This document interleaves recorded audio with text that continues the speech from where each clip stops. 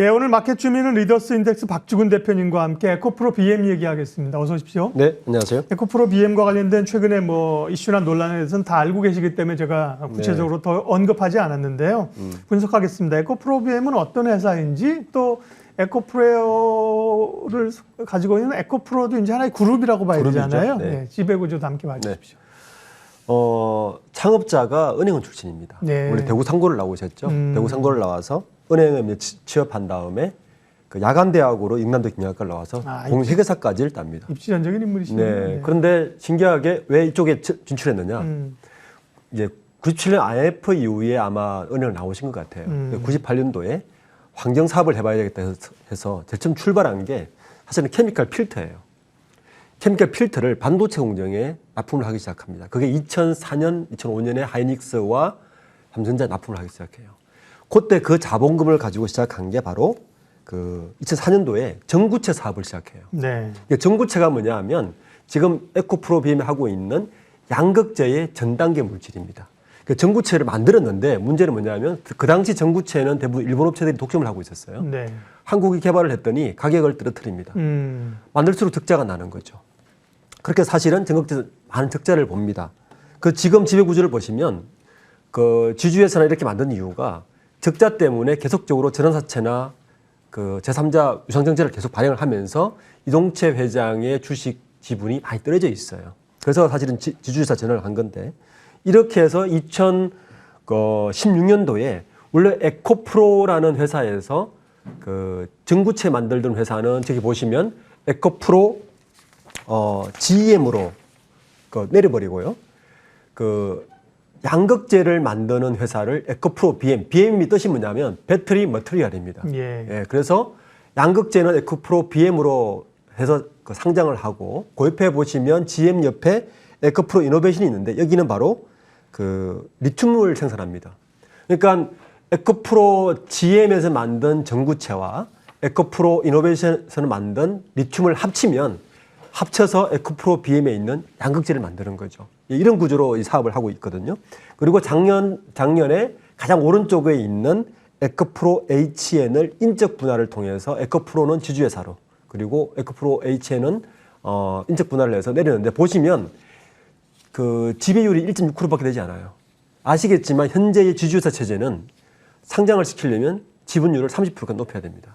이번에 그 주가 조작이라든지 내부자 거래의 큰 유혹 중에 하나는 아마 이동채 회장이 지속적인 전환사채나 그 유상증자를 통해서 지분율을 계속 희석시켜 왔어요. 그러다 보니까 저 지분율 회복을 위해서 인적 분할을 통해서 일단 13%에서 27% 높여놨거든요. 그런데도 이제 그 밑에 계열사에 대한 지분을 계속 확보해야 되기 때문에 이런 유혹이 쉽게 떨어지지 않았느냐는 호재가 나오기 전에 주식을 좀 사고 싶었던 할 수 있는 그런 추측이 가능한 지배구조입니다. 네. 앞서 그 입지전적인 창업주 얘기하신 분 그분이 이제 이동채 회장이라는 분인 거예요. 네, 그렇죠. 네. 그러게요. 지금은 왜 그랬을까 후회를 하시겠지만 어쨌든 간에 지금 수사가 되고 있는 상황이고요. 그 얘기하기 전에 에코프로 BM의 사실 기술력이나 시장 지배력 이런 거는 상당히 높게 소재 부분에서 평가를 하고 있지 않습니까? 네, 그렇습니다. 이제 양극재를 좀 아셔야 되는데요. 양극재는 아까 말씀드린 대로 그 전구체와 리튬을 합쳐서 그게 양극재거든요. 양극재는 배터리 전체의 원가의 40% 정도 차지합니다. 그런데 전구체를 만드는 그 혼합 물질에 니켈하고 코발트가 있는데 아시겠지만 코발트가 훨씬 비싸요. 그러니까 니켈이 그나마 적절한데 지금 현재 문제는 니켈, 코발트가 다 값이 오르고 있다는 이야기입니다. 그리고 배터리 성능을 유지하려면 그 전구체에서 그 입자 크기를 굉장히 줄여줘야 돼요. 그러니까 두 가지 기술을 확보해야 되는데 하이 니켈을 사용하고 입자를 줄여줘야 되는 이 두 가지 기술을 확보해야 아주 좋은 품질의 오래가는 배터리를 만들 수 있는 전구체를 만드는데 이 두 개를 확보했다는 이야기입니다. 현재 시장 지배력을 보면 전구체 시장이 올해 기준으로 약 82만 톤 정도가 전 세계 시장이에요. 그런데 에코프로 BM이 지금 올해 포항 공장까지 완료가 되면 약 6만 톤의 캐파를 가지게 되거든요. 그럼 산술적으로 따져보면 에코프로 BM이 전 세계 시장의 현재는 7.2% 정도를 시장을 차지하고 있습니다. 그런데 현재 에코프로 BM이 투자 발표를 한 거 보면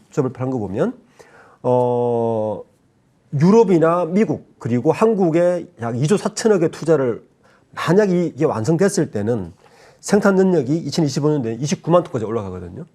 그러니까 2029년도에 전 세계 캐파가 116만 톤이니까 그러면 에코프로 BM이 전 세계 마켓쉐어의 약 25%를 차지함으로써 현재 마켓쉐어 1위가 일본의 스미토모예요. 그러니까 스미토모를 앞서게 되고 그럼 시장 지배력을 가지게 되고 또 중요한 것은 에코프로 BM은 제가 지배구조를 말씀드렸지만 전구체 생산을 원래 시작했던 기업입니다. 그 전구체 생산 그리고 리튬 생산 그리고 양극재를 만드는까지 소위 말해서 밸류체인을 다 가지고 있다는 이야기예요. 전구체는 그전에는 우리나라가 지금 양극재를 만드는 기업 국내에 포스코 케미칼을 포함해서 4개 정도 되는데 전구체의 90%를 중국에 생산했어요. 왜냐하면 전구체라는 것이 굉장히 저가이기 때문에 단가가 안 나왔거든요. 근데 에코프로비엠은 니꺼까지 다 지금 그 자력화를 만들어 놔서 실제로는 양극재를 만들 때 코스트 절감 효과가 다른 기업에 비해서 굉장히 큽니다. 그래서 영업이익이 많이 나겠죠. 이게 사실은 에코프로 BM의 가장 큰 강점이라고 볼 수 있는 부분입니다. 네.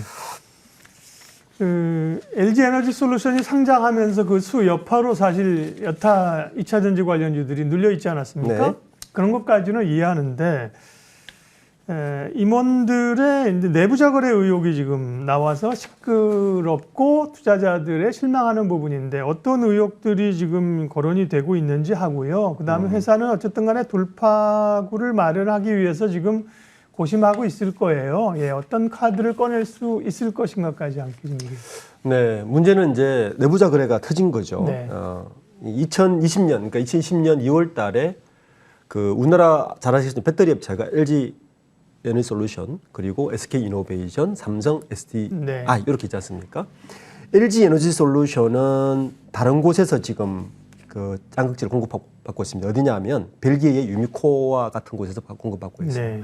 그러니까 에크로 BM에서 LG 에너지 솔루션은 많이 공급하지는 않습니다.